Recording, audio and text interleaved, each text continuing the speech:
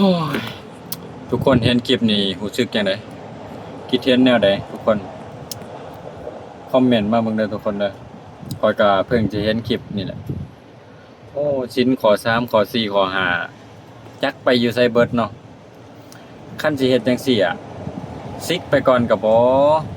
ซิกไปก่อนมันเสื่อมเสียศาสนาพุทธเฮาอันทั้งฝ่ายไม่ออกก็โอ้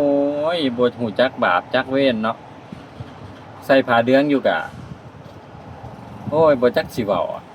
คันสิเฮ็ดแนวนี้ก็มีแต่ว่าซิกออกไปก่อนจังบ่มีไผเว้าอันนี้มันผิดศีลบาปอืมทุกคนคิดเห็นจังไดคอมเมนต์มาเบิ่งเด้อข้อยเพิ่งสิเห็นนี่แหละบ่ฮู้ว่ามันแต่เฮิงปานใดเนาะคลิปนี้รับบ่ได้